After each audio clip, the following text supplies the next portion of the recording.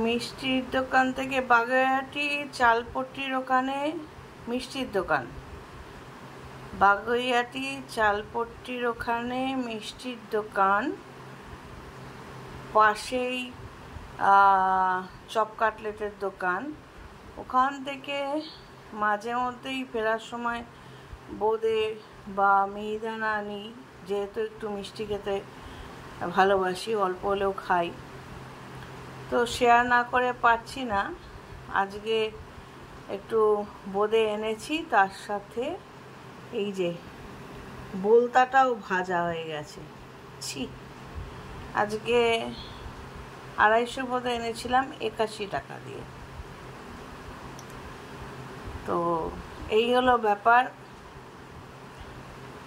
সবাই কামড়াকামড়িতে ব্যস্ত, কিন্তু এই যে খাবারের দোকান, মিষ্টির দোকান, এগুলোতে কেউ হানা দেয় না যে ভাই তোরা কি দিয়ে কি রান্না করছিস আর মানুষকে কি খাওয়াচ্ছিস। এইভাবেই মানুষের মধ্যে অনেক রোগ ভোগ ঢোকে।